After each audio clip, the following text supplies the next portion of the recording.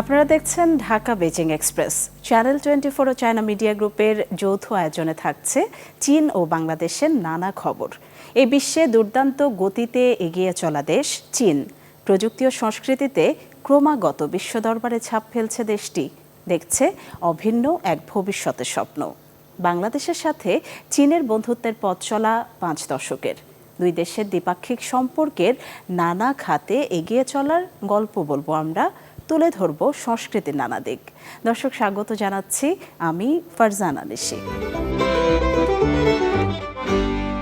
চীনের প্রাচীন চিকিৎসা পদ্ধতি ট্রেডিশনাল চাইনিজ মেডিসিন বা TCM এখন ছড়িয়ে পড়েছে বিশ্বজুড়ে। আর এই চিকিৎসাবিদ্যায় একজন দূত হয়ে উঠেছেন তাজিকিস্তানের এক তরুণ, যিনি নিজেকে ডাকেন লি শিয়াওলং নামে।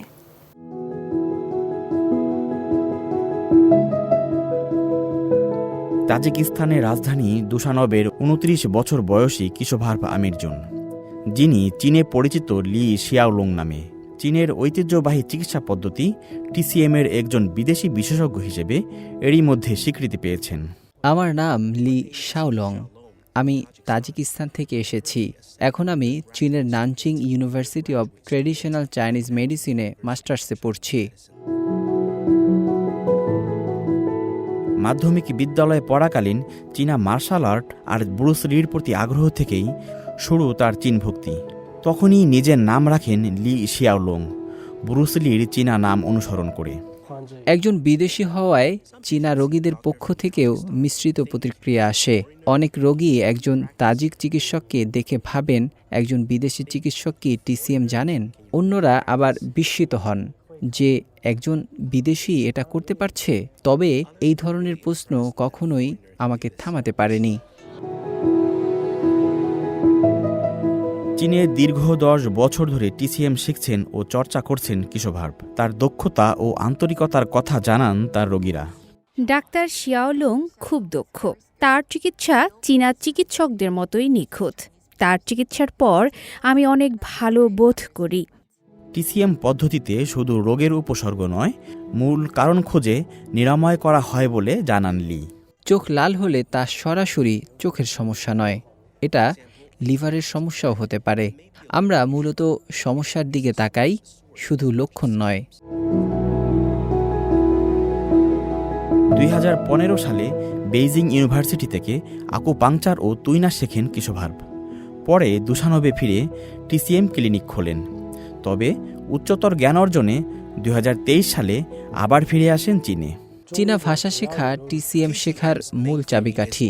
ইংরেজিতে শেখা সম্ভব নয়, কারণ প্রাচীন চীনা চিকিৎসা সাহিত্য পড়তে হয়, ক্লাসের বাইরেও নিজে শিখতে হয়। চীনা সংস্কৃতির প্রতি শিয়াওলংয়ের গভীর ভালোবাসা রয়েছে বলে জানালেন নানচিং বিশ্ববিদ্যালয়ে তার মেন্টর ডাক্তার চাং চিয়ানপিন। শিয়াওলং খুব পরিশ্রমী এবং সংস্কৃতিপ্রেমী। তার মধ্যে চীনা সংস্কৃতির প্রতি গভীর ভালোবাসা রয়েছে। তিনি পড়াশোনা শেষ করার পর নিশ্চিতভাবেই চীনা চিকিৎসা তাজিকিস্তানে ফিরিয়ে নিয়ে যাবেন, যাতে সেখানকার স্থানীয় মানুষ উপকৃত হতে পারেন। একই সঙ্গে তিনি চীনা সংস্কৃতি নিয়েও যাবেন নিজের দেশে। TCM-এর বিশ্বায়নের অংশ হিসেবে লি শিয়াওলং এখন স্বপ্ন দেখেন আন্তর্জাতিক পরিসরে এটি ছড়িয়ে দেওয়ার। চীনের ঐতিহ্যবাহী চিকিৎসাবিদ্যার একজন দূত হয়ে উঠেছেন তাজিক তরুণ লি শিয়াওলং। তিনি দেখিয়ে দিয়েছেন জ্ঞান ও সংস্কৃতির কোনো সীমানা থাকে না।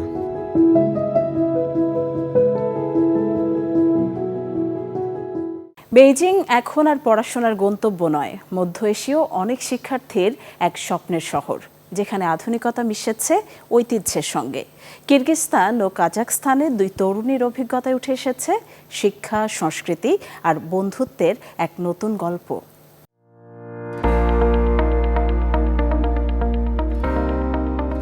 উন্নত অবকাঠামো, আধুনিক শহর আর সমৃদ্ধ ইতিহাস বেইজিংয়ের। এই জন্য অনেক আন্তর্জাতিক শিক্ষার্থীদের পছন্দের শীর্ষে শহরটি।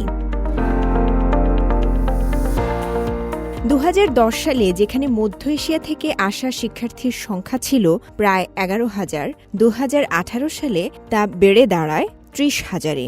এসব শিক্ষার্থীদের পছন্দ দেশটির সেরা বিশ্ববিদ্যালয় পেকিং ইউনিভার্সিটি। কিরগিজস্তানের নুরজাত ছোটবেলা থেকেই চীনা ভাষার প্রতি আকৃষ্ট ছিলেন।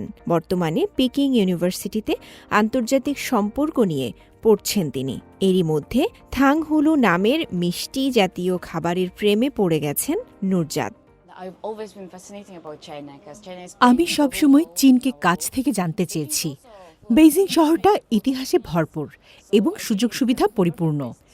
এখানে আমার শেখা আর বেড়ে ওঠা। এই মিষ্টিটা আমাদের দেশের ক্যারামেলাইজড আপেলের মতো, কিন্তু এখানে অনেক রকম ফল দিয়ে বানানো হয়, তাই এটা আমার বেশি ভালো লাগে।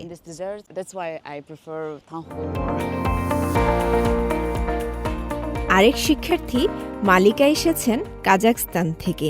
বেইজিংয়ের খাবারে খুঁজে পান নিজ দেশের স্বাদ। আমাদের দেশে দুধজাত খাবারের বড় সংস্কৃতি আছে। এখানে এসে সেই স্বাদ আবার খুঁজে পেয়েছি। কাজাক শিক্ষার্থী মালিকার জীবনযাপন বদলে দিয়েছে বেইজিংয়ের উন্নত যোগাযোগ ব্যবস্থা।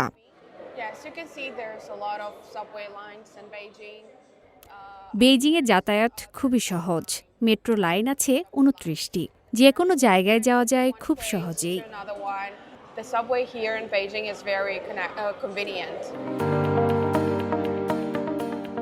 নুরজাত এবং মালিকদের গল্পগুলো ক্রমশ উদাহরণ হয়ে উঠছে।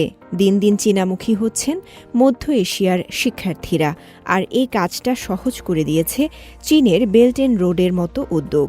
শ্রেণীকক্ষে আদান প্রদান হচ্ছে সাংস্কৃতিক বিনিময়।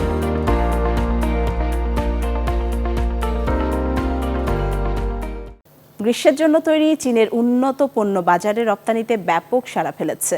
চচিয়াংয়ের এক টেক্সটাইল কারখানা এক বিশেষ ফেব্রিক পাঠাচ্ছে যুক্তরাষ্ট্রে, যা দেয় শীতল অনুভূতি। এই কাপড়ের চাহিদা দেশটিতে প্রতি বছর বাড়ছে 25% হারে। শান্তং প্রদেশ থেকে রপ্তানি হচ্ছে এয়ার কন্ডিশনের জন্য চতুর্থ প্রজন্মের রেফ্রিজারেন্ট, যার বাজার আগে একচেটিয়াভাবে ছিল ইউরোপ আমেরিকার দখলে। চীন এখন স্মার্ট, পরিবেশ বান্ধব ও নিজস্ব উদ্ভাবিত পণ্য দিয়ে বিশ্বজয় করছে। তীব্র গ্রীষ্মে যখন বিশ্বজুড়ে মানুষ খুঁজছে স্বস্তি ও শীতলতার উপায়, তখন বিশ্ববাজারে হঠাৎ করেই চমক দেখাচ্ছে চীনের উন্নত গ্রীষ্মপণ্য। উন্নত প্রযুক্তির কাপড় থেকে শুরু করে রেফ্রিজারেন্ট, সবখানেই এখন চীনা উদ্ভাবনের জয় জয়কার। দ্রুত উৎপাদন, স্বল্প মূল্য আর উন্নত প্রযুক্তির সমন্বয়ে গ্রীষ্মপণ্যে চীনের আধিপত্য দিন দিন বাড়ছেই। বিশেষ করে উন্নয়নশীল দেশগুলো থেকে শুরু করে ইউরোপ আমেরিকার বাজারেও শক্ত অবস্থান গড়ে তুলছে তারা। চীনের পূর্বাঞ্চলীয় চ্যাংসিং কাউন্টির একটি টেক্সটাইল কারখানায় চলছে জোর প্রস্তুতি। বেডিং সেট তৈরির জন্য তৈরি করা হচ্ছে অত্যাধুনিক কুল ফিলিং কাপড়, যা এক্সপোর্ট হবে যুক্তরাষ্ট্রে। এই দুটি কন্টেইনার যাচ্ছে যুক্তরাষ্ট্রে। এর ভিতরে রয়েছে কুলিং সিল্ক দিয়ে তৈরি 4 পিসের বেডিং সেট। এই প্রযুক্তি আমাদের ব্যবসায় দুর্দান্ত প্রবৃদ্ধি এনেছে, প্রতি বছর প্রায় 25% করে। এয়ার কন্ডিশনারের অন্যতম গুরুত্বপূর্ণ উপাদান 4th জেনারেশন রেফ্রিজারেন্ট। একসময় এই পণ্যটি ইউরোপ ও আমেরিকার দখলে ছিল একচেটিয়াভাবে। এখন সেটি তৈরি হচ্ছে চীনের শান্তং প্রদেশের জিবো সিটিতে। গ্রীষ্ম শুরু হতেই আমাদের রেফ্রিজারেন্ট পণ্যের চাহিদা বেড়ে গেছে। ইউরোপ, যুক্তরাষ্ট্র, জাপান, দক্ষিণ কোরিয়া সহ দেশ বিদেশে পণ্য পাঠাচ্ছি। তৃতীয় প্রান্তিক পর্যন্ত প্রোডাকশন শিডিউল ইতিমধ্যেই বুকড। এই প্রযুক্তিগত অগ্রগতির পেছনে রয়েছে চীনের নিজস্ব গবেষণা ও উদ্ভাবনের ধারাবাহিকতা। বিশ্বজুড়ে ভোক্তাদের বিচিত্র চাহিদা পূরণে নিরবিচ্ছিন্ন কাজ করে যাচ্ছে চীনের শিল্প প্রতিষ্ঠানগুলো। আমাদের লক্ষ্য একটি বৈশ্বিক ব্র্যান্ড হিসেবে নিজেকে প্রতিষ্ঠা করা। বুদ্ধিমান, শক্তি সাশ্রয়ী এবং পার্সোনালাইজড পণ্য দিয়ে বৈশ্বিক চাহিদা পূরণ করছি। একই সঙ্গে জোর দিচ্ছি গ্রিন টেকনোলজির ওপর, যা কম কার্বন নিঃসরণ নিশ্চিত করে। গ্রীষ্মের উত্তাপে যখন বিশ্ব হাঁসফাঁস করছে, তখন চীনের কুলিং প্রযুক্তি বিশ্ববাজারে এনে দিচ্ছে স্বস্তির পরশ।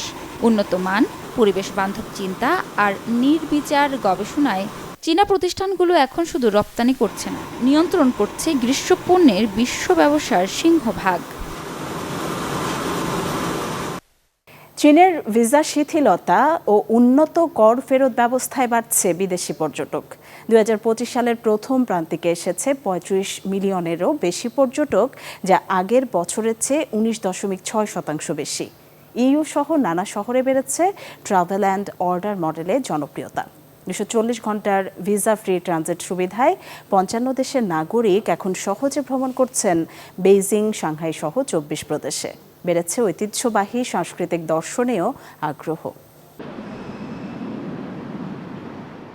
ভিসা নীতির শিথিলতা, সহজে ট্যাক্স রিফান্ড এবং ঐতিহ্যবাহী সংস্কৃতির মোহ সব মিলিয়ে আন্তর্জাতিক পর্যটকদের কাছে নতুনভাবে জনপ্রিয় হয়ে উঠছে চীন। 2025 সালের প্রথম প্রান্তিকেই পর্যটকের সংখ্যা ছাড়িয়েছে 3.50 লাখ, যা গেল বছরের একই সময়ের তুলনায় 19.6% বেশি। চীনের পূর্বাঞ্চলের চেচিয়াং প্রদেশের ইইউ শহরকে বলা হয় শপিং স্বর্গ। সেখানকার আন্তর্জাতিক ট্রেড মার্কেটে বিদেশি পর্যটকরা এখন ঘুরে বেড়ানোর পাশাপাশি নিচ্ছেন পূর্ণ অর্ডারের সুযোগও। এই নতুন ভ্রমণ ও অর্ডার মডেলে পর্যটন আর বাণিজ্যের মধ্যকার সীমারেখা যেন মুছে যাচ্ছে। জানুয়ারি থেকে মে পর্যন্ত সময়ে ইইউ শহরে আগত বিদেশি পর্যটকদের সংখ্যা ছিল 2,50,000, বৃদ্ধি প্রায় 18.6%। বিদেশি পর্যটকদের কেনাকাটাকে আরও আকর্ষণীয় করে তুলতে চীনা কর্তৃপক্ষ ট্যাক্স রিফান্ড ব্যবস্থায় এনেছে বড় পরিবর্তন। এখন থেকে কেনার সময়ই ভ্যাট রিফান্ড সুবিধা পাচ্ছেন পর্যটকরা, যা কিনা একে তো সময় বাঁচাচ্ছে, আবার বাঁচাচ্ছে খরচের প্রবণতাও। একই ধারা দেখা যাচ্ছে চীনের আরেক পূর্বাঞ্চলীয় প্রদেশ চিয়াংসুতেও। চলতি বছরের প্রথম 5 মাসে এখানে আগত আন্তর্জাতিক পর্যটকের সংখ্যা 11,50,000, যা গত বছরের তুলনায় 37.8% বেশি। প্রদেশটির থুংলি নামের প্রাচীন জল শহরে ভ্রমণকারীর সংখ্যা বেড়েছে 85%। সরু খালে ভেসে চলা নৌকা, শতবর্ষী পাথরের ব্রিজ আর ঐতিহ্যবাহী স্থাপত্যে যেন ইতিহাস কথা বলে। আরেকটি বড় সুবিধা 240 ঘন্টার ভিসা ফ্রি ট্রানজিট। এখন 55টি দেশের নাগরিকরা চীনের 60টি খোলা বন্দর দিয়ে 24টি প্রদেশে ঢুকতে পারছেন ভিসা ছাড়াই, আর থাকতে পারছেন 10 দিন পর্যন্ত। বিশেষ করে বেইজিং ও সাংহাইয়ের মতো শহরগুলোতে এই সুবিধা পর্যটকদের আগ্রহ বাড়াচ্ছে। বেইজিংয়ে বিদেশি পর্যটকরা ঘুড়ি খেলা, ডায়াবল স্পিনিং এর মতো ঐতিহ্যবাহী চীনা খেলাধুলার স্বাদ নিচ্ছেন পুরনো মহল্লায় ঘুরে। চীনের শায়ানসি প্রদেশে অবস্থিত সম্রাট ছিংশি হুয়াংশের সমাধি ও বিখ্যাত টেরাকোটা আর্মি এখন হয়ে উঠেছে আন্তর্জাতিক পর্যটনের অন্যতম আকর্ষণ। 2025 সালের মধ্যেই প্রদেশটিতে 4,45,000-এর বেশি বিদেশি পর্যটক এসেছেন, যা আগের তুলনায় 66% বেশি। শেনচেনের পিংশানে ঐতিহ্যবাহী কাইলিন ও সিংহ নাচ নতুন প্রাণ পাচ্ছে। একসময় বিভিন্ন অঞ্চলে ছড়িয়ে থাকা নাচের এই ধরন দুটি একসাথে করে তৈরি করা হয়েছে এক বিশেষ নৃত্যশৈলী, আর সেটি শেখানো হচ্ছে কমিউনিটি উদ্যোগে। চীনের স্বায়ত্তশাসিত অঞ্চল হংকংয়ে প্রশিক্ষণ নিয়ে ফিরে আসা চং হুইপিং স্থানীয় শিশুদের শেখাচ্ছেন এই সিংহ নাচ। কাইলিনের 100 বছরের ঐতিহ্যের সাথে এখন যুক্ত হচ্ছে সিংহ নৃত্য, তৈরি হচ্ছে এক নতুন সাংস্কৃতিক মেলবন্ধন।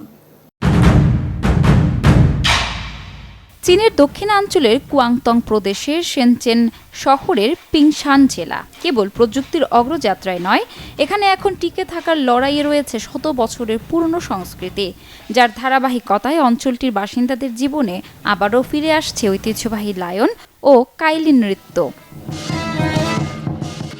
দুইটি নাচের শৈলী, লায়ন ডান্স এবং কাইলিন ডান্স, আগে ছিল ভিন্ন ভিন্ন অঞ্চলে চর্চিত, কিন্তু এখন পিংশানে সেগুলো এক হয়ে উঠছে এক নতুন সাংস্কৃতিক উদ্যোগে। উদ্দেশ্য ইন্টারজেনারেশনাল প্রশিক্ষণ আর কমিউনিটি এঙ্গেজমেন্টের মাধ্যমে এই অদৃশ্য সাংস্কৃতিক ঐতিহ্যকে বাঁচিয়ে রাখা। এই আন্দোলনের পুরোধা চ্যাং হুইপিং জন্ম চীনের শেনচেনে, কিন্তু বড় হয়েছেন চীনের স্বায়ত্তশাসিত অঞ্চল হংকংয়ে। মাত্র 15 বছর বয়সে এক সহপাঠীর হাত ধরে প্রবেশ করেন লায়ন ডান্সের জগতে। তার গুরু কোয়ক ওয়াই হং এর তত্ত্বাবধানে প্রশিক্ষণ নিয়ে জিতে নেন একের পর এক পুরস্কার। হংকংয়ের চ্যাম্পিয়ন হয়ে পাড়ি জমান মালয়েশিয়া, আন্তর্জাতিক মঞ্চে করেন প্রতিনিধিত্ব। আমার গুরু বলতেন, যা কিছু করো সর্বোচ্চ চেষ্টাটাই করো। আমি সেটা মাথায় রেখেই সব কাজ করি। 2016 সালের দিকে শাং ফিরে আসেন নিজের শিকড় পিংশানে। এখানে সে সময় হংকং ও ম্যাকাওয়ের তরুণদের জন্য ছিল বিশেষ বিজনেস ইনকিউবেশন সুবিধা। সুযোগটা কাজে লাগিয়ে চ্যাং গড়ে তোলেন নিজের সাংস্কৃতিক দল কাইলিন ডান্স, যা গড়ে উঠেছে মিং ও ছিং রাজবংশের শেষ দিকে। এখনও পিংশানের উৎসব অনুষ্ঠানে বহুল প্রচলিত এটি, কিন্তু লায়ন ডান্স ছিল প্রায় অনুপস্থিত। সেটি ফিরিয়ে আনেন চ্যাং। কাইলিন ডান্স এখানে চর্চিত হয়েছে বহু বছর, কিন্তু সাউদার্ন লায়ন ডান্সের কোনো ক্লাব ছিল না। আমি তাই নিজেই একটা ফ্রি ক্লাস চালু করি। শুরুতে 40 জন শিশু শিখতে আসে। অনেকে তখন ছিল 4 বছর বয়সী। এখন তারা হাই স্কুলে পড়ে, কিন্তু এখনও নিয়মিত আসে, কারণ তারা বুঝে গেছে এটি তাদের সংস্কৃতি।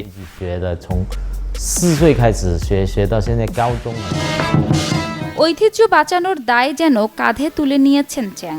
এখন তিনি সরকারি স্বীকৃত intangible cultural heritage representative. Qilin, lion আর ড্রাগন, এই 3 ধারা মিলিয়ে তিনি গড়ে তুলেছেন এক বৈচিত্র্যময় শক্তিশালী সাংস্কৃতিক দল।